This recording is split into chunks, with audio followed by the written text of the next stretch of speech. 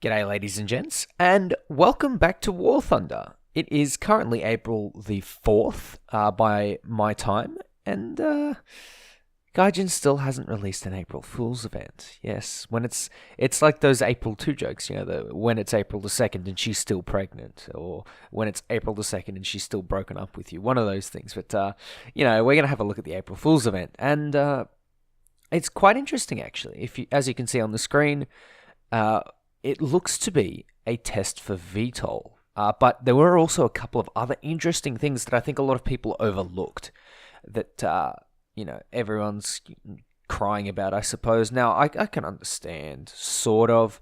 It's not that amazing of an event. It's a little bit weird, a little bit janky, but of course, nothing really seems to stack up, in the community's eyes especially, to the April Fool's event of 2016. And honestly, I think I know the reason why. Essentially, 2016 was perhaps the best April Fool's because people just weren't expecting this. They were expecting something dumb again, like maybe the walkers from 2015 or the unrealistic battles, and they got a test. And this is the very first time that they've tested stuff in an April Fool's event. And I think that's really, really interesting. Now, every time after that, it has sort of worn off. A lot of the community doesn't really seem to care much. Although I will say, this map is gorgeous. It is absolutely stunning. I reckon it is almost balanced enough to take a little bit of it, maybe rework some parts, and even introduce it as, say, a helicopter map or even a tank map in some respects. Even maybe some other types of maps. But I do really like the idea of this as a helicopter map. This is perfect with some PvE targets and stuff like that. But here's the thing. The April Fool's event is a little bit of an April Fool in itself. You see, last year we had Silent Thunder, and Silent Thunder, in my opinion, was the most boring one. It was just submarines, but it was testing a few things. It was testing active and passive systems. It was testing fire and forget systems, and it was also testing the capability of submarines. Now, we all knew that it was testing submarines. That was pretty obvious. But what we didn't realize is that it was testing something passive and active, which is the thing that has been overlooked here. Now, as you can see, this is almost clearly a test for VTOL aircraft. There's almost no doubt in the world that this is a test for VTOL. Much like last year was a test for, active and passive systems and fire and forget systems. Gaijin are April Fooling you in the sense that there is, you do need to consider what else that they are, testing, what else they're having a look at with the UFOs. And for me, not just VTOL aircraft, but I honestly am stumped for this one. There are a couple of things that I can think of that Gaijin might be testing, and there are certain things that I find really interesting. So if you look at the sea point, for example, on this map, it's underwater. It's absolutely 100% submerged in a cave, much like Noble 6. But that's a Halo joke for those of you who don't know. But if you look at the cave itself, it's sort of only accessible from 2 points. And it's really, really interesting and kind of spooky.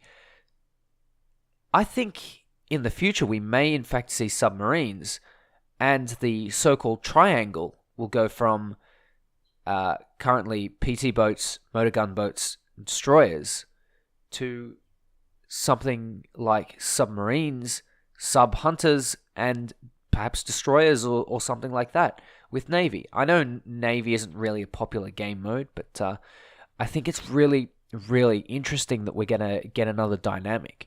And I might have to make another video on naval a bit later, but essentially it's not quite up to standard. I think there are a couple of things that should change, and the dynamic of Navy should change just slightly in a little bit. But we're not here to talk about that, of course.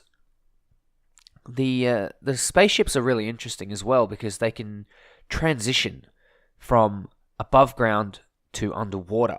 And when they go underwater, their weapon systems change. I really have no idea what the hell is going on here.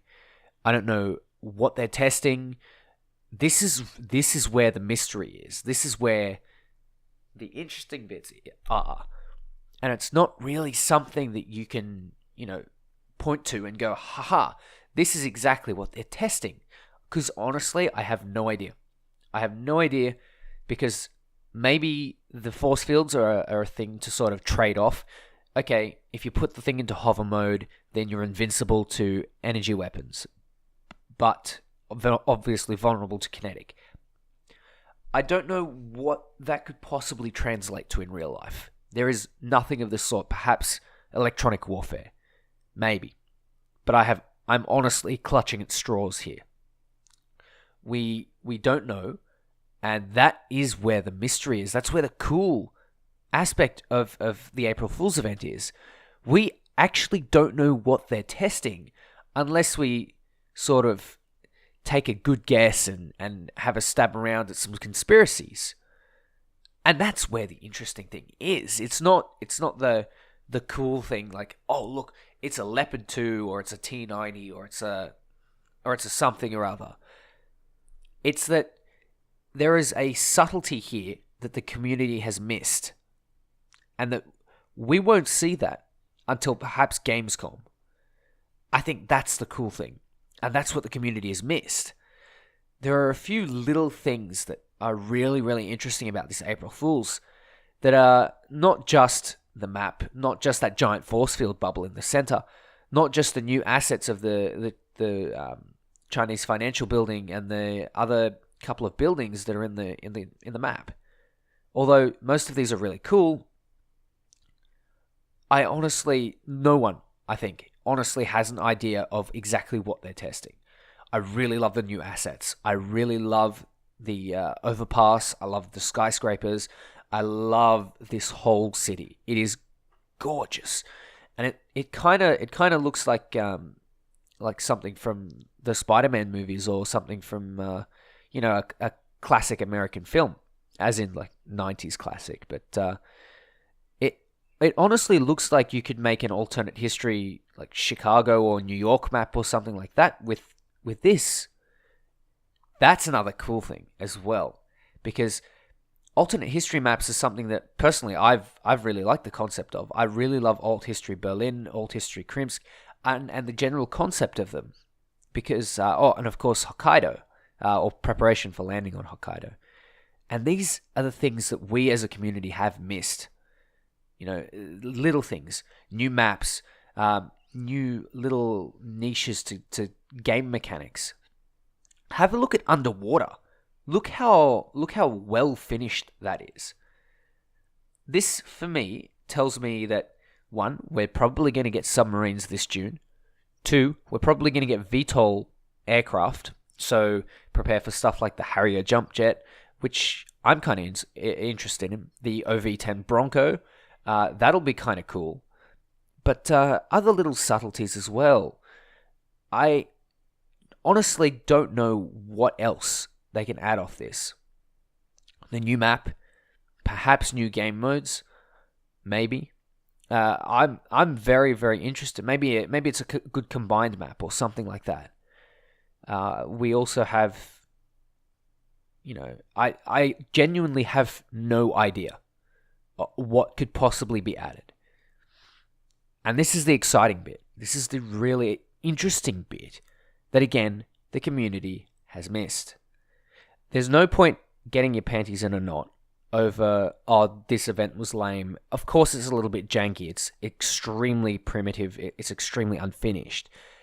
The Rank 6 helicopter, the helicopters in the event back in 2016 were so rough. They were, honestly, I didn't enjoy them as much. I enjoyed the event overall, but it wasn't exactly, something to write home about. I mean, a little bit, but it wasn't as, insane as people made it out to be. And that's fine, because it's an April Fool's event. It's not meant to be a perfectly finished product. It's meant to be a test bed for something that is coming in the future that will be more polished. And this is just a proof of concept. So essentially, when you look at a War Thunder April Fools, what you've got to consider is not, is the event fun? Well, obviously there's a little bit of that, but most importantly is, what is this a test bed of? What is this going to bring us in the future, in the actual game, in the live game? And that is where the interesting bit is. That is where the April Fool is, because it's a little bit more subtle than we first think. And again, we, as a community, have missed that. Ladies and gentlemen, I think we're going to get some really interesting things.